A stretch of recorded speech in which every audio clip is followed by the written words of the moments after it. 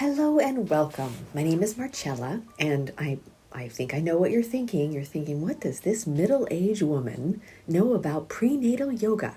But let me assure you, I've been teaching yoga for 25 years, and I taught prenatal yoga during both of my pregnancies, and I taught yoga into my 9th month. In fact, my students were concerned. They're looking at me, Marcella, are you still supposed to be teaching yoga? So I can assure you, these are all very, very safe and wonderful ways to keep your joints fluid, to keep your body open. So there are a few things to keep in mind.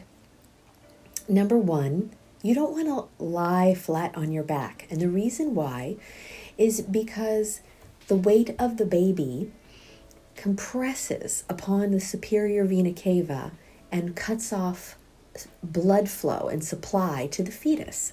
So after 20 weeks, it's advisable not to lie on your back. But don't be alarmed if you wake up in the middle of the night and you're on your back. Your body has an innate intelligence, and it will wake you up if you are in a position that is in any way harmful to the baby. So don't worry. So what you're going to need is a big bolster, a couple of blocks, and a blanket. Now, if you don't have this particular equipment, I would just grab some firm throw pillows, couch pillows, and blankets. Now, after you watch this video a few times, you'll get a feel for what you'll need. So it's okay. Give yourself time to acclimate to the practice. So let's begin just standing on your mat with your feet hips distance apart. And let's do some shoulder rolls. Inhale through the nostrils. And exhale through the mouth. Relax the jaw. Soften the tongue. Create some ease and freedom in the shoulders, upper back, and chest. One more full breath.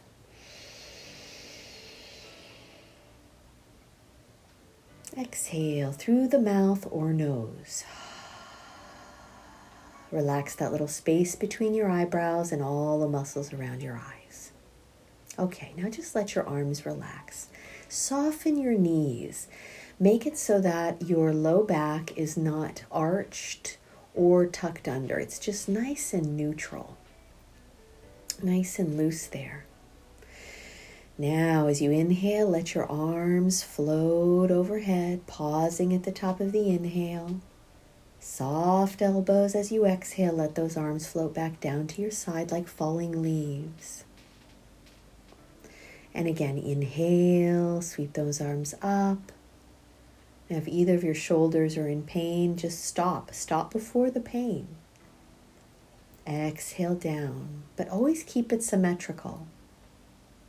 Let's do 2 more breaths here. So let's say you can only bring one arm, one of your shoulders up to just above shoulder height. And if that's the case, then both arms will only come to just above shoulder height. So keep it always symmetrical.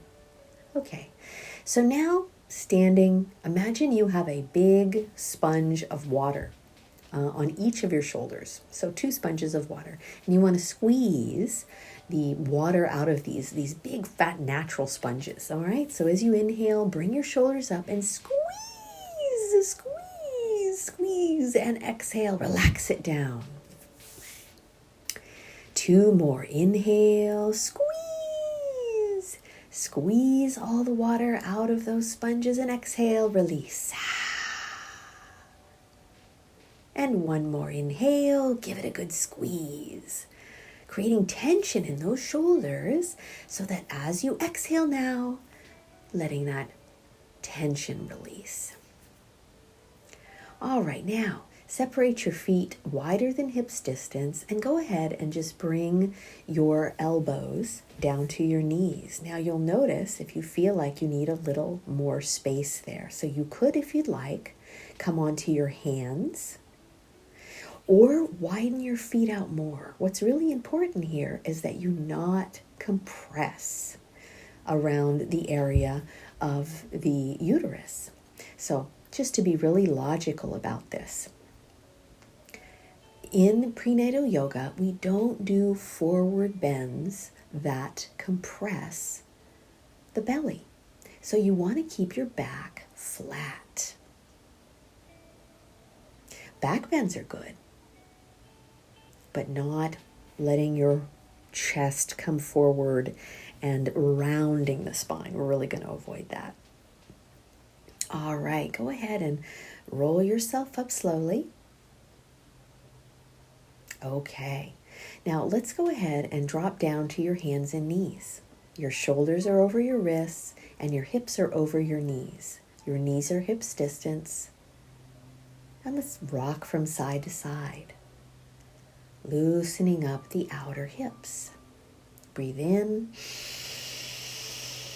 and breathe out.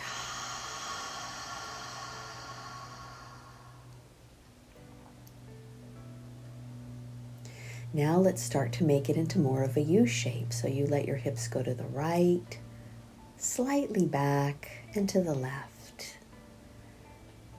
and back to the right. So keeping your spine nice and neutral. You're not rounding the spine. Good.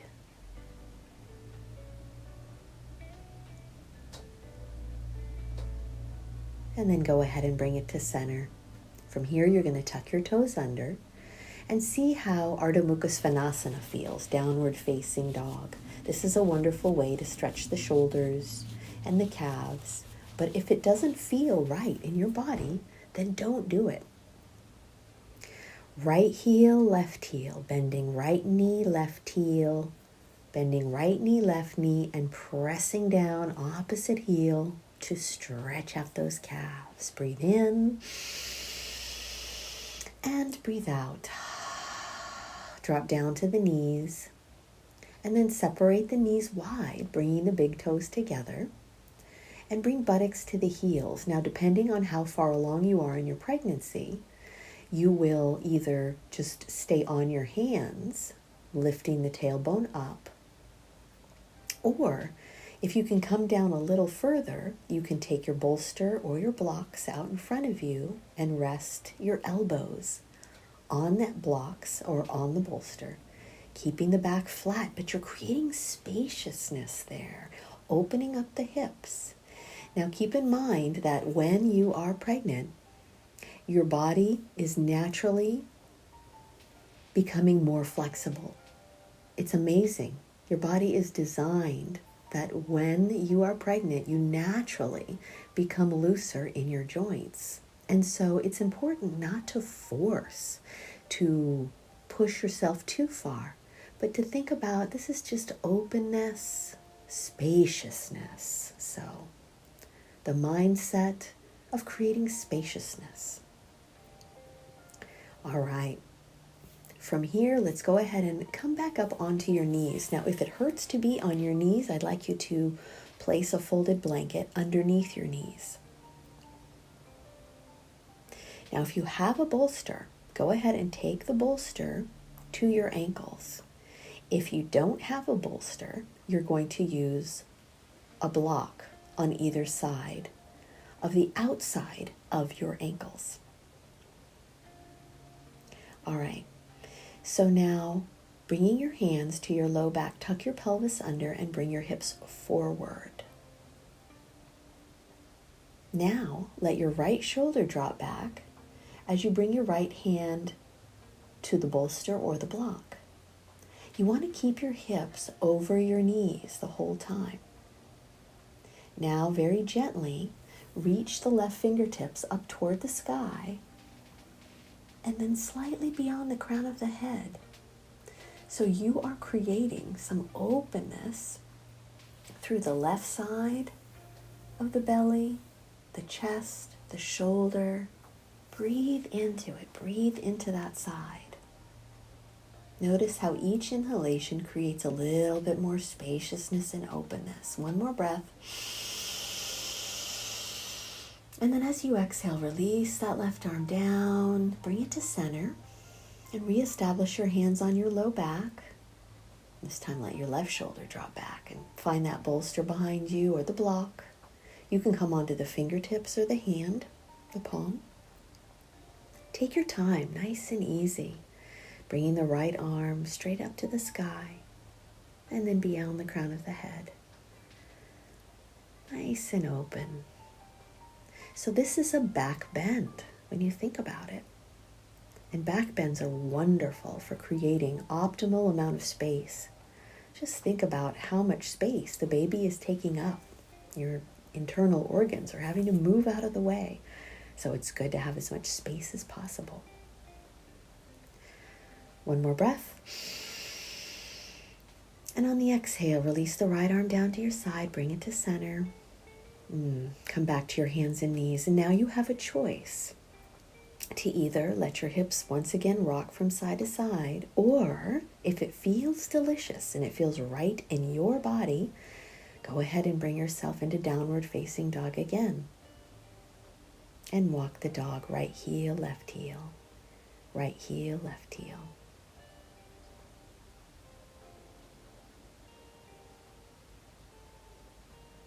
Good. All right, from here, we're all going to be back to our hands and knees. And you're going to go ahead and lie on your side.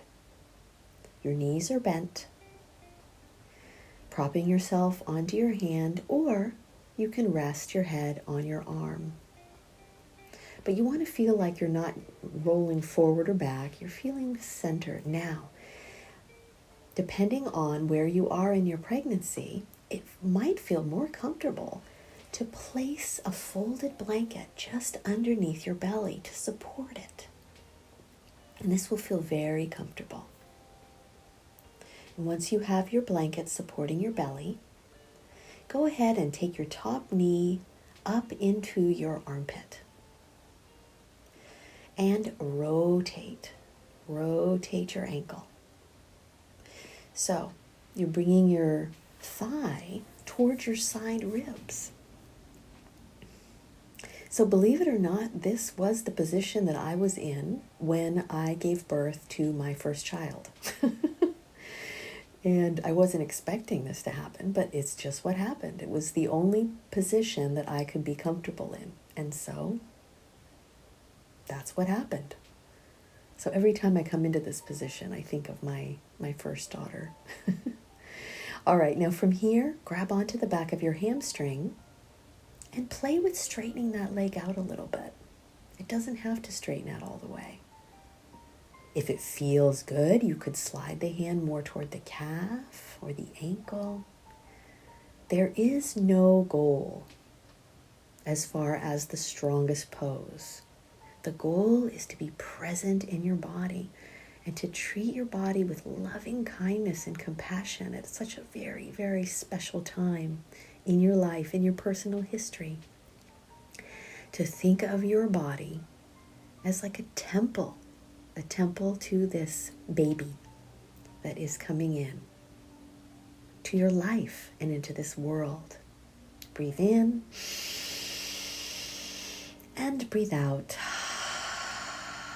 All right, we're going to do the same thing on the other side.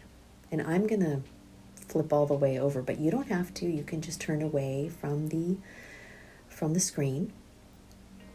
So bringing the top knee up into the armpit and rotate your ankle. It's good to rotate those ankles because think about the amount of weight that you are gaining with the baby weight is compressing those bones in the ankle, the metatarsals. And so it's wonderful to give them some love and attention. All right, so once again, let's go ahead and grab onto the hamstring or the calf. And the intention is to just get a nice, delicious stretch to the back of that leg without force. So just think the pose itself does the work. Now here's a little bit of a tip that I learned when I was pregnant. If you find that your joints have been achy, especially if you're getting toward your 8th month, 9th month of pregnancy, and the joints start to get achy, I found that the most wonderful thing to get rid of those joint aches was floating in a pool. Not in a hot tub, because you don't want to raise your body temperature, but just in a pool. So if you have that opportunity, I highly recommend it. All right, let's go ahead and release that and bring yourself on up to seated. And extend your legs wide into a wide V and lean back on your hands. Keep your elbows soft and your shoulders relaxed, and let your feet turn out and in. Now this may seem like it's about the ankles, but it's actually mobilizing your hip joints.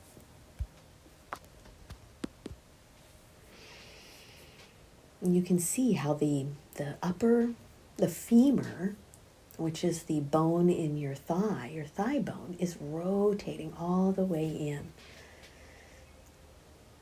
to the hips. One more breath. Breathe in. And breathe out, relax. Feels good. Now keep those elbows soft, shoulders relaxed, and bend the knees. And then let your knees windshield wiper from side to side. Now, depending on how big your belly is, you're not going to be able to bring those knees too far up. So just make sure you're keeping your back nice and open. You're not rounding, It's nice and flat and open, soft. Nothing is compressed. You're not compressing or rounding the back. All right. Okay. Now, this next one, you may need to skip. And if so, that's okay. But keeping the legs nice and wide, you're going to lift your tailbone up and back. Keeping the back flat, walk the hands forward. So there should be plenty of room between your thighs for the belly to just rest and be comfortable. No compression. You want to keep your back nice and flat. But if there's anything that doesn't feel right in your body, you just skip it. And this could change from day to day. Part of the practice is being present with the body and listening. Listening is love. And listening to your body, and your body will tell you what it needs. I'll tell you, there were days in my pregnancy that all I wanted to do was nap. And so I did. Other days I had a sander and I was like sanding down my coffee table in a moo-moo, nesting. So it's okay. Everything's okay. Whatever you need is good. Just keep listening. All right. So now let's go ahead and come down onto your hands and knees again. And this is another one that may or may not work for you. I would recommend having a block or a blanket handy. From your hands and knees, you're going to bring your right knee to your right wrist, and then your right ankle toward your left wrist, but it's not going to get too close. Now you're going to place your blanket or your block underneath your right hip. Now maybe you don't need it. So if you don't need it, you can just bring yourself all the way down. But what you're not going to be able to do is bring yourself all the way forward into swan pose. So you're gonna stay up, nice open chest, shoulders down, elbows soft. Get a nice stretch to that right glute and outer hip all the way into the low back. So this is a wonderful stretch to prevent sciatica, which is quite common in pregnancy to get sciatica. So if you don't know what sciatica is, it's this discomfort that sometimes goes from the low back through the glute, and sometimes it goes all the way down to the outer knee and even to the outer ankle. So hopefully you don't know what sciatica is, and that's a good thing. All right, let's go ahead and come into the other side. So back up onto all fours and bringing the left knee to the left wrist. and the left ankle toward the right wrist. Placing your block or your blanket underneath the left hip. You want to keep your hips square. So there's a tendency here for the right hip to come up. And you're just kind of facing to the right here. So instead, think about keeping the right hip in line with the left hip, equidistant to the floor. The eye of the right knee is facing straight down to the floor. You can even keep the back toe tucked under if that feels more supportive. And there should be no pain. My teacher used to say to me, when it comes to yoga, no pain, no pain. One more breath here. And you can keep that back toe tucked under, lift up, and onto your hands and knees, back to open knee child's pose. And you can be up on your hands, or you can drop down to the elbows. But if you lift your tailbone up, this will get into the adductors, the inner thighs. So we've done a good job so far of stretching the hips, the quads, the hamstrings. I just realized we didn't stretch the quads. Let's come back up onto our side. Back onto your side. I meant to do this one before. So you remember this pose. So now you're bringing the knee into the armpit. Grab onto your ankle and pivot your knee so that your shoulder, your hip, and your knee are all lined up. Now you don't want your knee in front. You want it in line with the hip. Tucking the pelvis under, get a nice stretch. You also don't want the knee higher than hip level. You want to bring it so that the inner thigh of that right leg is parallel to the floor. So you should be feeling a nice stretch in your quad at this time. Breathe in and breathe out.